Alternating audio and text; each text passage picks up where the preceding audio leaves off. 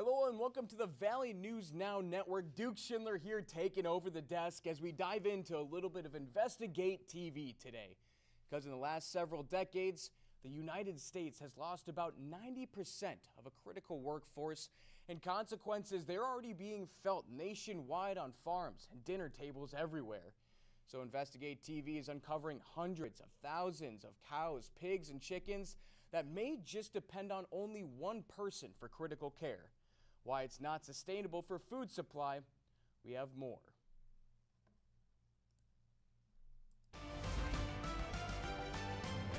Today on Investigate TV Plus, veterinarians go the distance to take care of the nation's livestock, but we reveal how those miles are potentially putting America's farms and your food supply at risk. We're not only taking care of the animal, but we're providing for the industry, and the industry that supplies us beef, pork, chicken, all those things. Then a routine traffic stop leads to a DUI arrest. We have any medical problems? No, sir. None? Nothing wrong with our eyes? No, sir. But the case unravels when blood work comes back clean. He spent the night in jail, even though he did nothing wrong. Now one family is asking tough questions about how police identify impairment so people with disabilities aren't mistaken for drunk drivers. And when one man couldn't find a hiking companion, he created an entire community. I want to make a difference. Why they're inspired to measure meaningful journeys not in miles, but in the lives they honor along the way. Here's something we can all agree on. It's a win-win for everybody. In-depth stories that inform and inspire. You're watching Investigate TV Plus. Keeping farm animals healthy is vital for America's food industry. I'm Tisha Powell. And I'm Lee Zurich. Ensuring that happens rests heavily on veterinarians, but our investigation reveals the workforce is now dangerously low. The U.S. government reports 46 out of 50 states have at least one veterinarian shortage area, meaning many vets have to travel long distances to provide care. Reporter Kristen Crowley takes an in-depth look at what this shortage means for our country's food safety and supply, plus the solutions that could fill the gaps. Your dog, your cat, any pet needs a veterinarian. Dr. Rachel Miner sees just about all of them. My rule is anything but a snake. That's kind of my hard line. Let's go, let's go. Snakes aside, Come on. it's not just household animals she examines. Dr. Miner is what's called a mixed animal veterinarian, Come on, girl. Out you go. serving pets and large livestock, particularly cattle. However, Miner says her job is much more than just treating sick animals. As a large animal veterinarian, we're not only taking care of the animal, but we're providing for the industry, and the industry that supplies us beef, pork, chicken, all those things. But the agriculture industry has a problem, a shrinking workforce.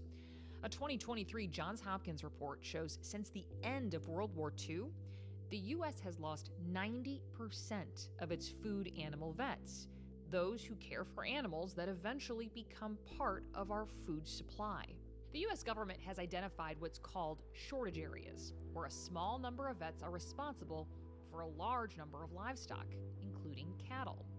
For example, in this two-county area around New Mexico, there are 40,000 cattle and only one veterinarian. In Pike County, Illinois, the area went from 5 full-time vets to just 1 with 1,000 farms to serve.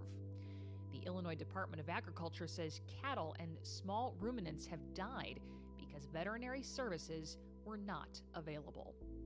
Compare that to Dr. Miner's area of eastern Kansas. She serves multiple farms with as many as 1,500 cattle, and she's not even in a designated shortage area.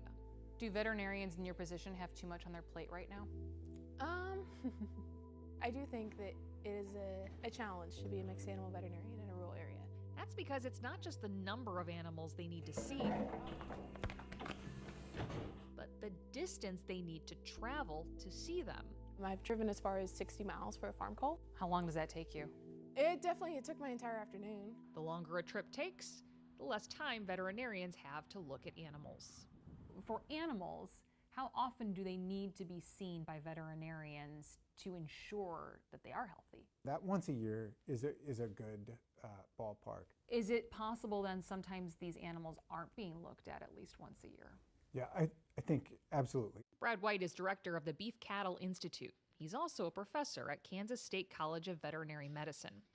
He says most people don't understand the animals we eat need veterinarians. Why are food animal veterinarians important? Keeping those livestock safe and healthy helps protect both the animals and the people who caretake for them. It's absolutely critical.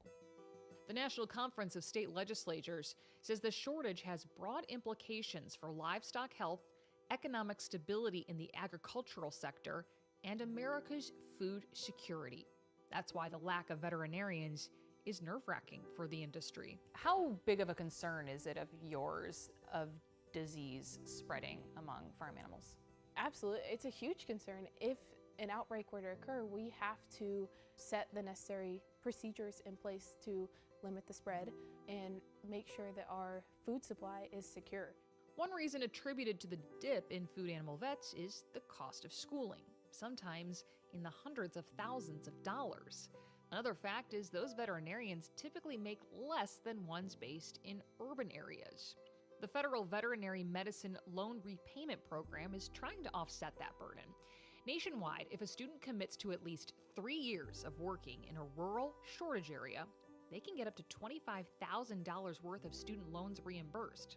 But it's a competitive award. Every year, fewer than half of the applicants will get it. That's why states and colleges, including Kansas State University, are offering similar localized incentives to help recruit even more students. At K-State, each year a graduate spends in rural practice, 25% of their loan is forgiven, up to 4 years. It gives me peace of mind. Bryant Carlin and Emma McClure are two students taking advantage of having that perk at K-State, one they say will help alleviate financial stress in what is inherently stressful work. It can be exhausting, especially in those shortage areas, because you don't have another veterinarian besides yourself or one other associate who can help you in those really busy weeks. And White says the program works. There's been 93% of them that have completed their 4-year obligation, which is outstanding. More importantly, 15 years going, 83% of them are in rural practice in Kansas today. So they're staying. Emma, who is from a rural area, says she plans to stay once her commitment is fulfilled because she sees a need. I have witnessed a lot of people, especially when they have emergencies, have to drive an hour or more to get the help that they need. Seeing the desperation of some people, how far they'll go. So that's something that's definitely made an impact on my decision to go into veterinary medicine. But there could be a long way to go before the shortage areas see an impact. The American Veterinary Medical Association says data show the number of mixed animal and food animal vets in the U.S. shrunk 15% in 2023. And while there is no standard doctor-to-patient ratio in animal medicine like there is in human medicine, White says there is lots of room to grow. How many students have graduated from this program? So there's been about 92 students that have graduated from this program, so there's about 5 a year. So from a state, does it set us up for success? Absolutely. Do we have enough of them out there yet? No. White hopes K-State's program and the federal program continue growing to entice more veterinarians and bring more certainty to a field facing an uncertain future. Unhealthy food animals can impact the entire country. For example, the 2022 bird flu outbreak. Chickens across the country were killed to prevent the spread. As a result, industry experts say egg prices skyrocketed. From January 2024 to January 2025, on average, cost climbed by 96%. While a vet shortage isn't blamed for the bird flu outbreak, some farmers say vaccinations for their chickens could have stopped the spread, and providing vaccines is a large part of what food animal vets do to prevent disease. The USDA says it expects the price of eggs to keep fluctuating as flocks recover from the outbreak. But scientists in Louisiana think they've discovered a way to help stabilize costs. Coming up, we'll explain how discarded shells from crabs and crawfish could help revolutionize food storage. But first, failing field sobriety tests despite being sober. Are you concerned that people with autism could be mistaken for someone who's impaired? Walking that straight line, standing on one foot, following, a person's finger with their eyes could be really challenging. We examine the solutions that could help police better recognize when disabilities might look like drunk driving.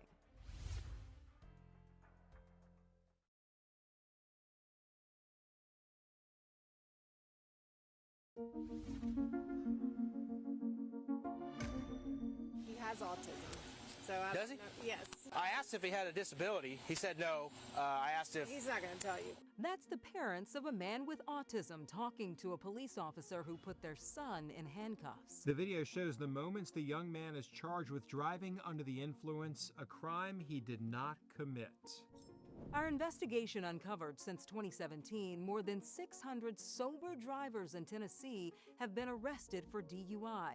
While slurred speech, stumbling, and trouble following directions can be signs of impairment, advocates for people with disabilities explain how those behaviors can indicate something else entirely. Investigative reporter Jeremy Finley gets insight into solutions that could help keep innocent people out of jail. Just moments after 21-year-old Charlie Hatch is pulled over, the rapid-fire questions start. You have anything to drink tonight? No, sir. At youth group? No, sir. Before youth group? No, sir. After youth group? No, sir. Nothing in the car? No, sir. You may be a bit impressed how quickly he answers, but soon he has confusion. Why are we stumbling? Why are we slurred of speech? You used your truck for balance and we're stumbling a little bit. Because my legs are tired from the 12-and-a-half-hour shift. Even though Hatch explains he just left youth group after working all day, Sumner County Deputy Gabriel Yap has his doubts about his sobriety. The warrant reads after a Hendersonville officer saw Hatch cross the double yellow line 6 times, Yap notes Hatch had slurred speech and had to restart the walk and turn test. Well, flip the count, right? Plus, Deputy Yap had asked Hatch a question that's required before a field sobriety test is given. We don't have any medical problems? No, sir. None? Nothing wrong with our eyes? No, sir. The end result? Handcuffs. Right now, you're being placed under arrest for driving under the influence. But here's where the events of that night take a turn.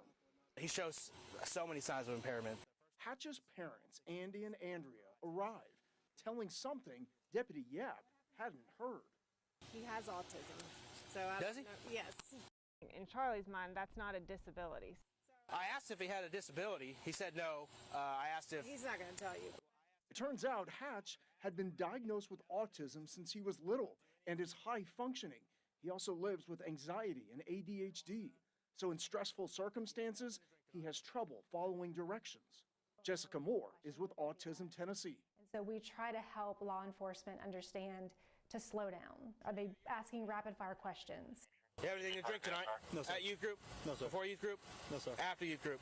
Are they asking too many things at once? Are multiple people speaking at the same time? All of that can cause, especially an autistic person, to not be able to respond quickly. They may have trouble processing the language. Are you concerned that people with autism could be mistaken for someone who's impaired? Walking that straight line, standing on one foot, following, a person's finger with their eyes could be really challenging. He's just showing so many signs of impairment. All 3 tests, he failed all 3 of them. Does it matter if he has autism? To me, yes, but to the courts, I would also say yes, but he's gonna have to argue in court at 21. Despite the disclosure of his disabilities, Hatch is taken to jail. I think we were more just angry that this could happen, that someone could be completely sober, under the influence of nothing, no medication, nothing, and be charged with DUI having done nothing wrong. Months after Hatch's arrest, his blood work came back. No alcohol, no drugs in his system. The charge dismissed. Officers need more training. They need something so this type of thing just can't happen, and they just innocent people being thrown in jail for 10 hours when they didn't do anything wrong. For days, we reached out to the Sumner County Sheriff's Department asking for an interview. We instead received a statement from the sheriff that reads in part, the decision to make an arrest is not taken lightly and is based on observed behavior, field sobriety test performance, and the totality of the circumstances at the time. As a result of his arrest, this laminated sign now hangs in Hatch's car to alert police if he's pulled over again. He did subsequently lose a job. I don't know if it was related to that. He has struggled to find another job, and he's worried that that is on his record, that people are going to find out that he spent the night in jail, even though he did nothing wrong. The International Association of Chiefs of Police, or IACP, finds officers are encountering more and more people with disabilities in their communities. To help prepare first responders for those interactions, Mansfield, Massachusetts Police Chief and IACP Executive Board member Ron Sellin believes more time and money should be invested in identifying solutions, such as more training for officers. I think a basic understanding of the fact that there are neurological conditions and cognitive impairments that you are they are definitely going to encounter during their careers, and just recognizing that first is the first step. Chief Sellin also explained building a community-oriented police department is key. He says the more officers know about their community, the more they can tailor their approach or the type of services they can provide. Still to come, see how hiking enthusiasts with a passion for historic preservation restore forgotten legacies. But first, researchers believe they've cracked the code on turning seafood waste into a vital tool for extending the shelf life of food.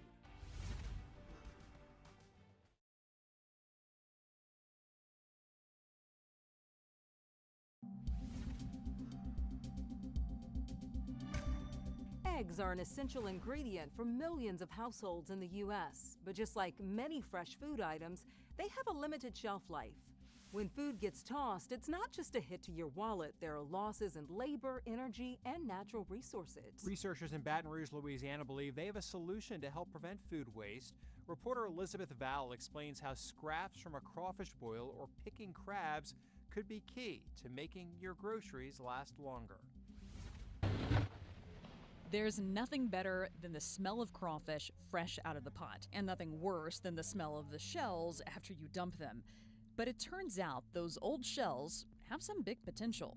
The idea is to reduce the waste from seafood processing, particularly from shrimp, crab. Louisiana produces 850 million pounds of seafood each year, much of it shellfish like crab, shrimp, and crawfish.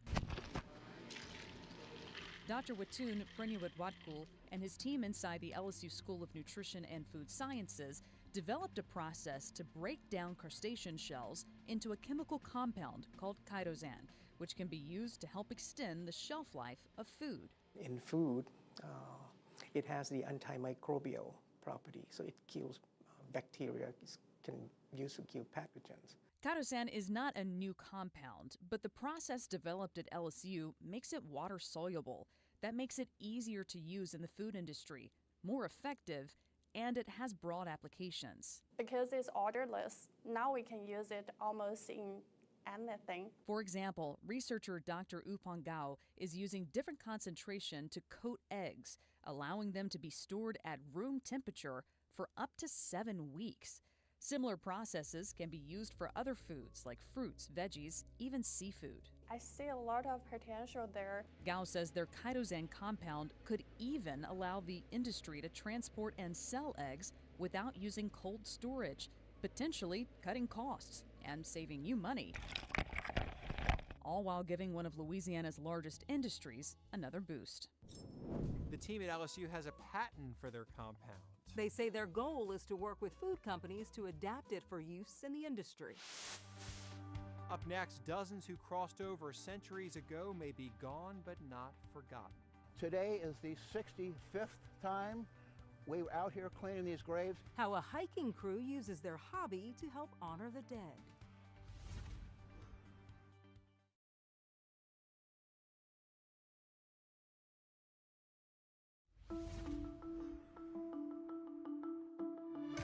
When tombstones faded into forgotten history, one Virginia hiking group set out on a mission to help restore the memory of those resting there. Reporter Ashley Hendricks explains it all started when one man was inspired to end his loneliness.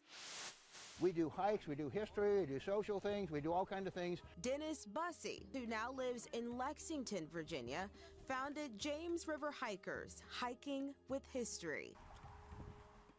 After a year and a half of walks along the river all by his lonesome, I thought, gosh, I wish I could find someone who would go hiking with me. And after a while of searching online, he did.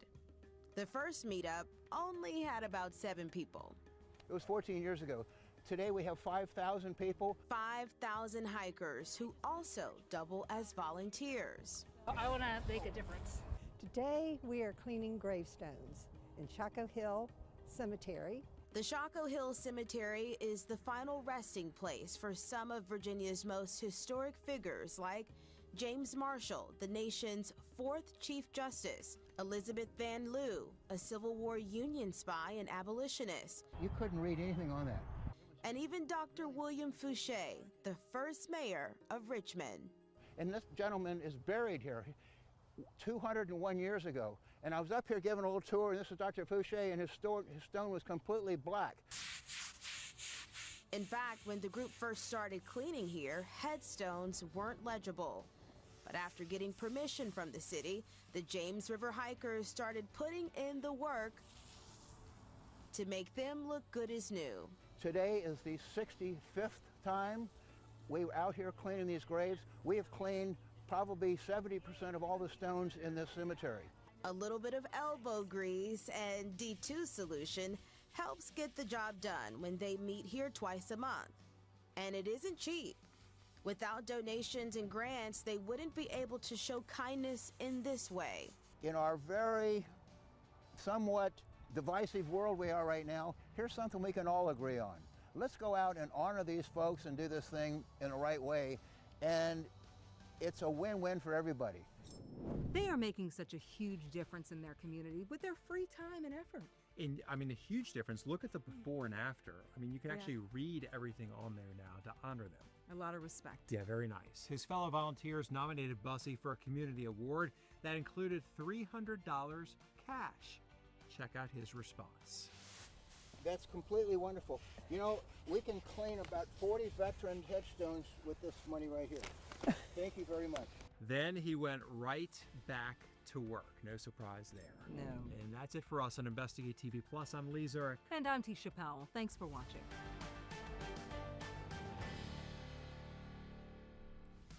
All right, that'll be it for this episode of Investigate TV. This is something we like to do here on the desk, have different segments throughout the week. If you like it, let us know, and make sure to download our Valley News Now, Valley News Live app on your smartphone or mobile device, as well as if you got a smart TV. Make sure if you have a Roku, Fire Stick, or Apple TV, you can get the VNN app on that as well to stay tuned on what's coming up on Valley News Now. For Duke Schindler, we'll catch you later.